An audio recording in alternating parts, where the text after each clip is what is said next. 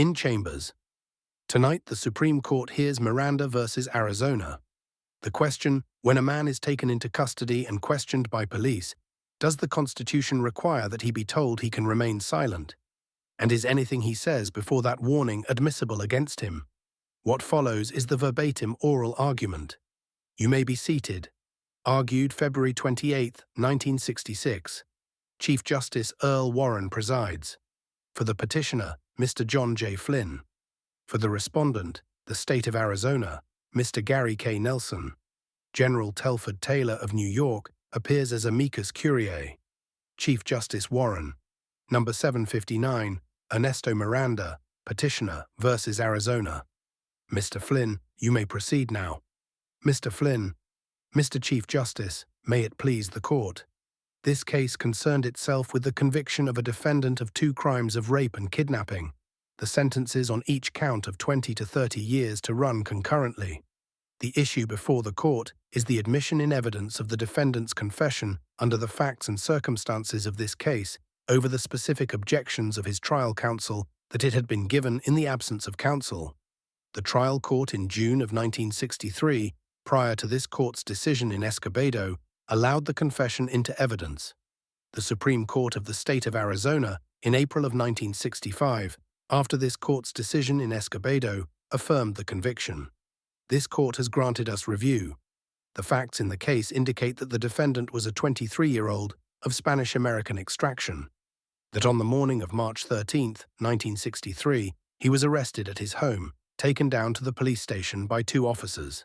At the police station, he was immediately placed in a lineup. He was identified by the prosecutrix in this case. Immediately after the interrogations, he was taken into the police confessional at approximately 11:30 in the morning, and by 1:30 they had obtained from him an oral confession. The record indicates that at no time during the interrogation, prior to his confession, was he advised either of his rights to remain silent, or his right to counsel, or his right to consult with counsel. Nor, indeed, was such the practice in Arizona at that time, as admitted by the officers in their testimony. The defendant was then asked to sign a confession, to which he agreed.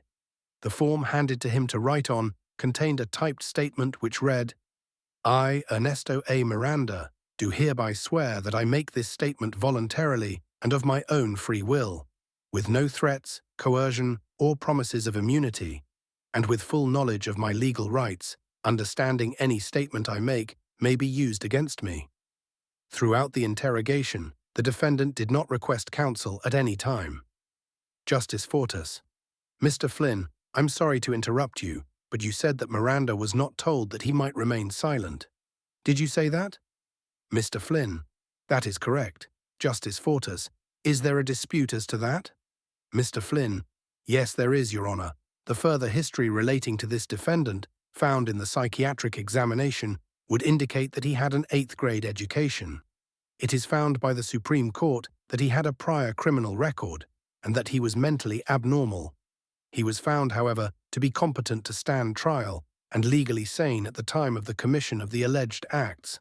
Now the petitioner's position on the issue is simply this. The Arizona Supreme Court, we feel, has imprisoned this court's decision in Escobedo on its facts, and by its decision is refusing to apply the principles of that case. For all practical purposes, every court desiring to admit a confession can find distinguishing factors in Escobedo from the fact situation before it. Justice Stewart, what do you think is the result of the adversary process coming into being when this focusing takes place? What follows from that?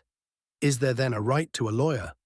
Mr. Flynn, I think that the man at that time has the right to exercise, if he knows, and under the present state of the law in Arizona, if he is rich enough, and if he is educated enough to assert his Fifth Amendment right, and if he recognizes that he has a Fifth Amendment right to request counsel, I simply say that at that stage of the proceeding, under the facts and circumstances in Miranda, of a man of limited education, of a man who certainly is mentally abnormal, who is certainly an indigent, that when that adversary process came into being, the police, at the very least, had an obligation to extend to this man not only his clear Fifth Amendment right, but to accord him the right of counsel.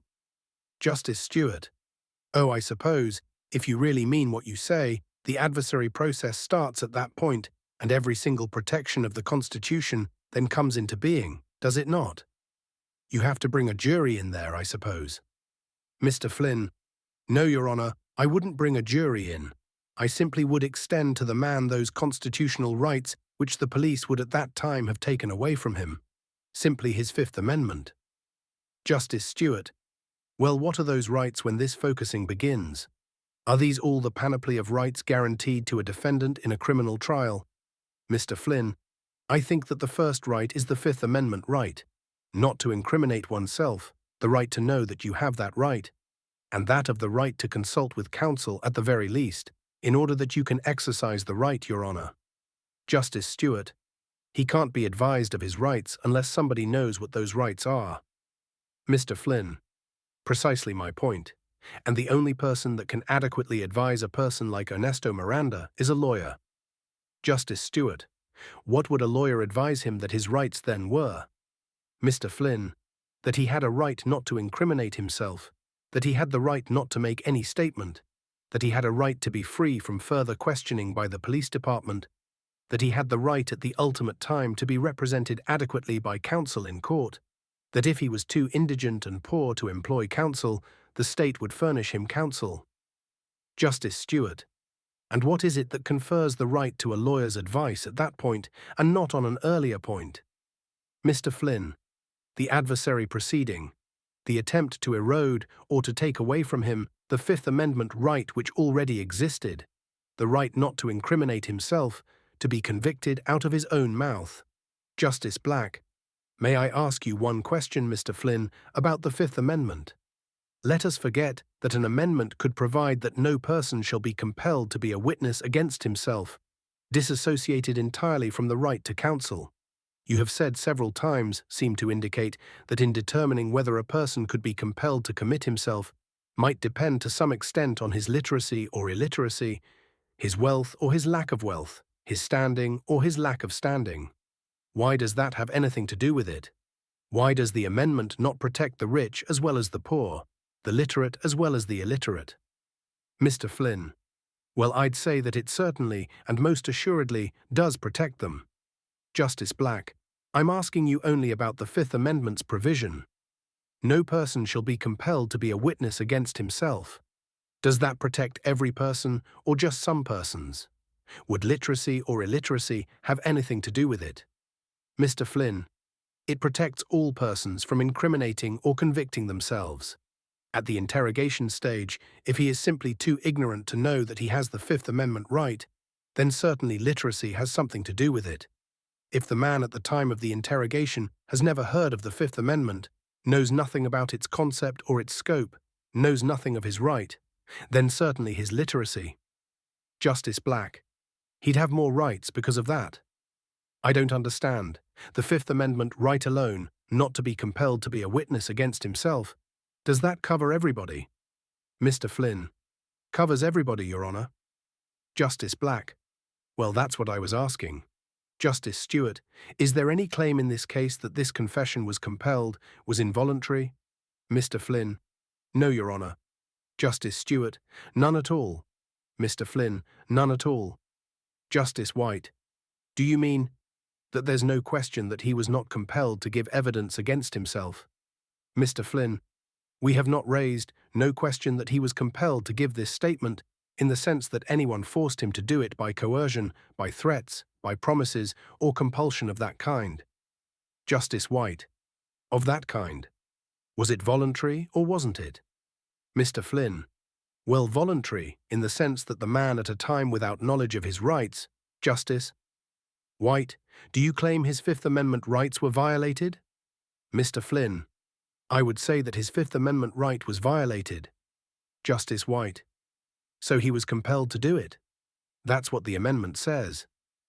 Mr. Flynn, yes, to the extent that he was, number 1, too poor to exercise it, number 2, mentally abnormal. Justice White, whatever the Fifth said, you say he was compelled to do it. Mr. Flynn, I say it was taken from him at a point in time when he absolutely should have been afforded the Sixth Amendment. Justice Black, he doesn't have to have a gun pointed at his head, does he? Justice White, of course he does. So he was compelled to do it, wasn't he, according to your claim? Mr. Flynn. Not by gunpoint, as Mr. Justice Black has indicated. He was called upon to surrender a right that he didn't fully realize and appreciate that he had. It was taken from him. Justice White, I'm just trying to find out. If he claimed his Fifth Amendment rights were being violated, then he must be compelled, you say, compelled to do it under all the circumstances. Mr. Flynn, I would say that, as a result of lack of knowledge, or for lack of a better term, failure to advise, the denial of the right to counsel, staged in a proceeding when he most certainly needed it, this could, in and of itself, and certainly in most police interrogations, constitute compulsion. Justice Black, why would that not tend to show some kind of coercion or compulsion if the state had him in its control and custody? Mr. Flynn, the whole process of a person having been raised, I would assume, to tell the truth and to respect authority. Justice Black, was he allowed to get away from there at will? Mr. Flynn, no, Your Honor, he was in confinement and under arrest. Justice Black, the state had moved against him by taking him and questioning him, did it not? Mr. Flynn, that is correct, Chief Justice Warren. I suppose, Mr. Flynn, you would say that if the police had said to this young man, "Now you're a nice young man and we don't want to hurt you," and so forth. "We're your friends, and if you'll just tell us how you committed this crime, we'll let you go home and we won't prosecute you," that would be a violation of the Fifth Amendment, and that, technically speaking, would not be compelling him to do it. It would be an inducement, wouldn't it? Mr. Flynn, that is correct, Chief Justice Warren. I suppose you would argue that that is still within the Fifth Amendment, wouldn't you? Mr. Flynn, it is an abdication of the Fifth Amendment rights simply because of the total circumstances existing at the time: the arrest, the custody, the lack of knowledge, the status of the individual. Chief Justice Warren, in fact, we have held in cases of that kind that confessions are bad, where they said, "It would be better for you if you do, we'll let you go," and so forth.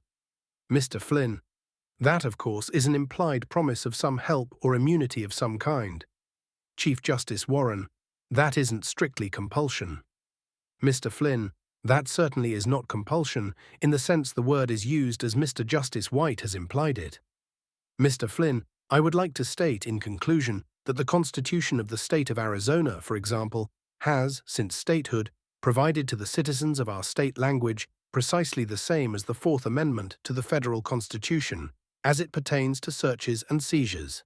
And yet from 1914 until this court's decision in Mapp v. Ohio, we simply did not enjoy the Fourth Amendment rights, or the scope of the Fourth Amendment rights, that were enjoyed by most of the other citizens of the other states of this Union.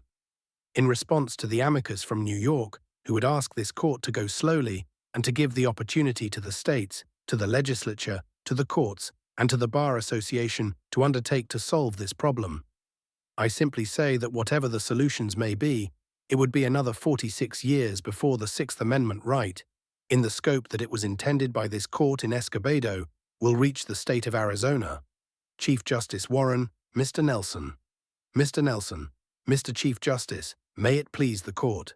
I, as a prosecutor, even of only short duration, take serious issue with the statement that it will take another 46 years in the state of Arizona for the right to counsel to become full-blown.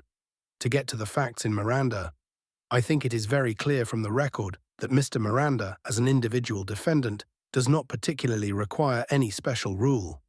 I certainly agree with Mr. Justice Black, 100%, that the Fifth Amendment, the Sixth Amendment, every other part of our Constitution, applies to everyone. Poor, rich, ignorant, intellectual, what have you. There is no possible basis for differentiation. I don't argue that. I don't think any prosecutor I've known argues it. But Miranda, I think characteristically by the petitioner, is portrayed in this light in an attempt to make something that isn't there. Sure, he only went through the 8th grade, and one of the psychiatrists said that he had an emotional illness. I might say there is another psychiatric report. Both reports say, in effect, that the man has an emotional illness that should be treated, that he knew what was going on. Both the reports say his mental faculties, whatever they were sharp, acute, he had no psychotic disorders. Justice Fortas, Mr. Nelson, on page 19 of your brief, You assert that petitioner was advised of his constitutional rights, specifically including his right to remain silent, the fact that his statement had to be voluntary, and that anything he did say could be used against him. Is the only basis for that the printed legend in the confession that he signed?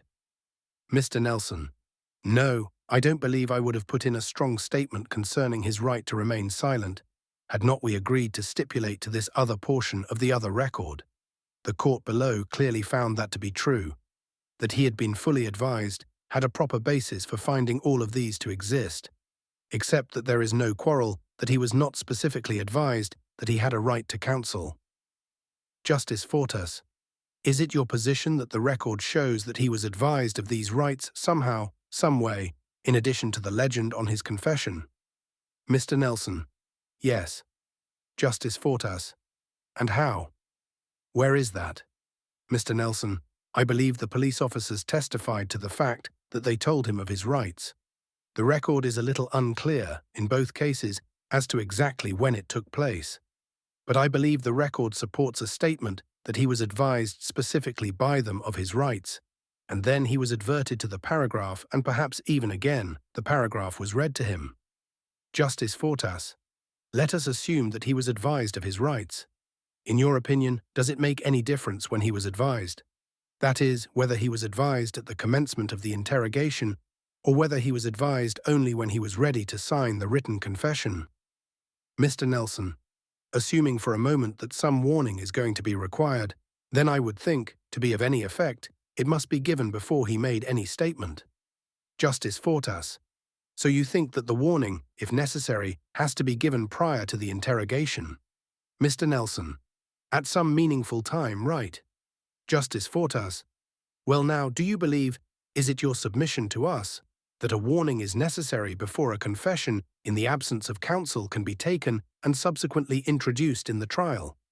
Mr. Nelson: No, my position basically is that each case presents a factual situation in which the court would have to determine whether a defendant, because of the circumstances surrounding his confession, was denied a specific right, whether it be the right to counsel, the right not to be compelled to testify against himself. The warning, age or literacy, the circumstances, length of the questioning, all these factors would be important. Justice Fortas: Well, tell me some of the factors that would be relevant in the absence of a warning. Mr. Nelson: His age, his experience, his background, the type of questioning, the atmosphere of questioning, the length of questioning, the time of day, all of these factors. Justice Fortas: Now I think if the extreme position is adopted, that says he has to either have counsel at this stage or intelligently waive counsel, that a serious problem in the enforcement of our criminal law will occur. Now, when counsel is introduced at interrogation, interrogation ceases immediately. Justice Fortas: Why? Mr. Nelson: Well, for one reason. First of all, let us assume that counsel is immediately introduced, and he knows nothing about the case. He has not talked to his defendant, that he's appointed. Let us say he was appointed to an indigent defendant who says, I want a lawyer.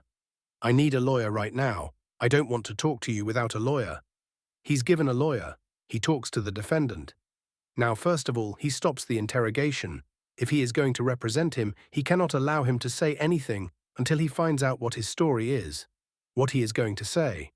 Let us assume his client said, Yes, I did it. I am guilty.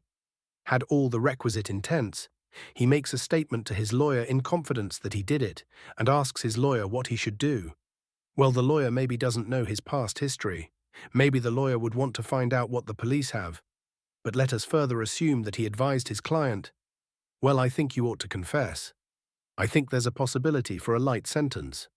And the fellow says, Well, I don't want to confess. I don't want to go to the gas chamber if I don't have to. Is there anything else that you, as my lawyer, can do for me? Well, what has he got to tell him? Under our system, he's got to tell him, Yes, you don't have to say anything. And the fact that you don't say anything can't in any way hurt you, be inferred otherwise. And we can put the state to its burden of proof. Justice Black: Why does our system compel his lawyer to do that? Mr. Nelson: Yes, I'm sure. It is my understanding that he is. Justice Black: But why does he do it? Who's it for? For what purpose? Mr. Nelson, because we believe that it's right and proper that the criminal defendant not be deprived of his life, liberty, or property without due process of law.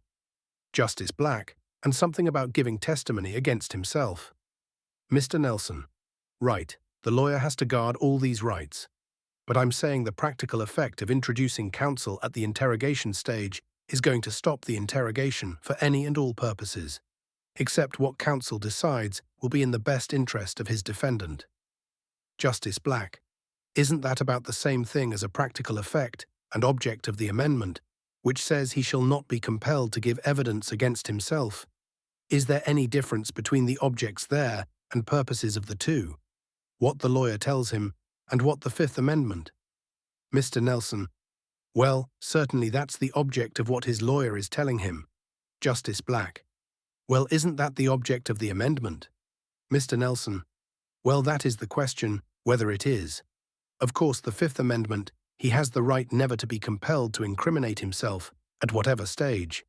And this is, of course, involving a knowledgeable implementation of that right at this time, if he wants to. What I am saying is that the state does not have to, at this stage, insist on that right being enforced or waived. Justice Black, is there anything fantastic in the idea that the protection against being compelled to testify against oneself might be read reasonably as meaning there should be no pre-trial proceedings when he was there in the possession of the state? Mr. Nelson, to me, I think there is. I think there is a valid interest. Our adversary system, as such, is not completely adversary, even at the trial stage in a criminal prosecution. Canon 5 of the Canons of Ethics of the American Bar Association, which are law in Arizona by rule of court, says that the duty of the prosecution is not simply to go out and convict, but is to see that justice is done.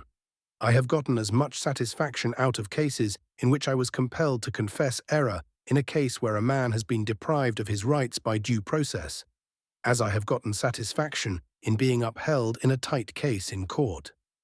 Mr. Nelson, I might say, since my time is about up, if you either have counsel or you don't, and it thereby seriously circumscribes interrogation and confession, you eliminate one of the most important principles in our criminal law.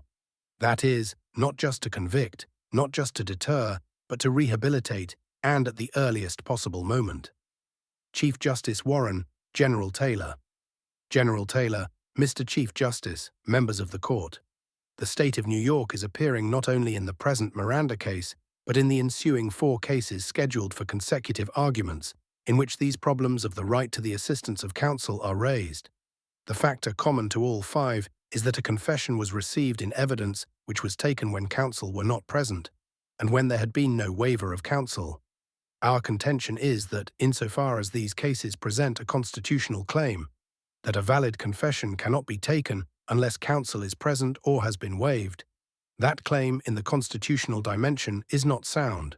The Fifth Amendment should not be read as requiring counsel to be present at the time the confession is taken. Justice Fortas, what's the difference between this problem and the problem this court handled in Gideon? Would New York State have taken the position that Gideon was wrongly decided? General Taylor, no.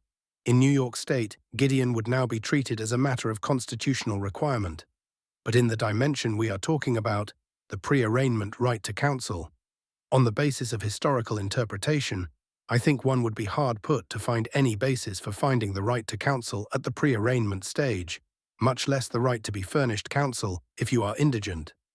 Chief Justice Warren, but doesn't every state in the Union have a clause preventing people from being compelled to testify against themselves? General Taylor, indeed that is so, Mr. Chief Justice. Chief Justice Warren, and so, in that respect, we're not much different from Gideon, are we? General Taylor, my understanding is that, at the time of Gideon, all but a very few states were already according full right of counsel at the trial stage. We have no such basis in precedent when we are coming to the pre-arraignment stage. This court is being asked to enunciate a rule for which there is no basis in the prevalent practice. Chief Justice Warren, very well, we will adjourn. The court rises, the chamber falls silent. 3 months later, on June 13, 1966, the Supreme Court delivered its opinion. By a vote of 5-4, written by Chief Justice Earl Warren, The court held that the warnings, now known as Miranda rights, are required by the Constitution of the United States. You have the right to remain silent. Anything you say can and will be used against you in a court of law. You have the right to an attorney. If you cannot afford an attorney, one will be appointed for you. That ruling stands today. Court is adjourned.